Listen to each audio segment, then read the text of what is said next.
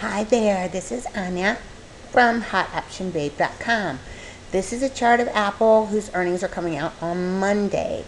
Now what I want to show you is the retracement from the lows back of about a year ago, or right at a year ago, to this year. We've had 100% from 185 to 315 retracement. Now that being said, is the stock priced for perfection for earnings? Well, there's several targets out that are on the 350 and up. 375, one came out on Friday. That's why you saw the sudden push up. I have on a long position on Apple at the moment. What will I do for earnings? I will probably create a strangle, more than likely. That's my, it depends on the volatility, where the strikes and what months are available, or another iron condor, which is two vertical spreads. One is a call spread, one's a put spread. You just have to get enough movement in the stock for it to be worthwhile. I assume that if Apple does not come in line or misses by any stretch of the imagination, it will at least tank back around to the 280 level. That's not really tanking, but it could retrace as much as even 265.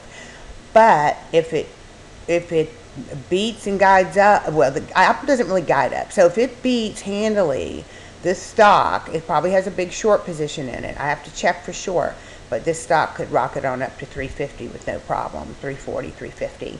So there you go again. You have the earnings, and if you look at the stochastic as the MACD, you absolutely have still a buy signal, as the oscillator is starting to build up again slightly. It's not as big as it was back here, but that's where it started to sell off a little bit up here. And then it started to resume its ride higher. So it is starting to move back up, which is not a bearish signal.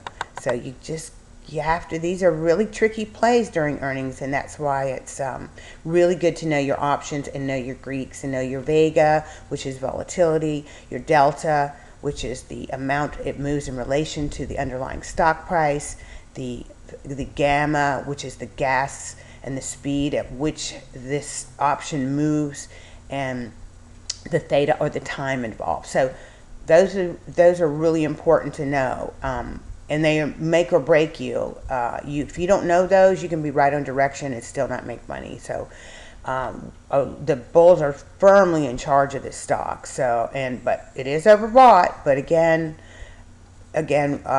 so was Google. But I wouldn't. You have to just sort of take into account everything, and you still don't get any definitive answer, and it all comes down to gut.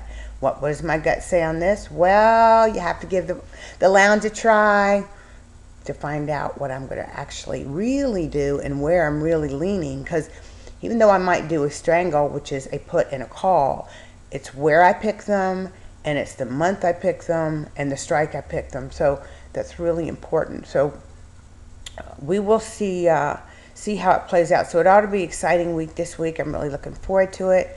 If you haven't given us a try for the free week, go ahead and email us at info@hotoptionbabe.com. Thanks a lot, and have a really great day.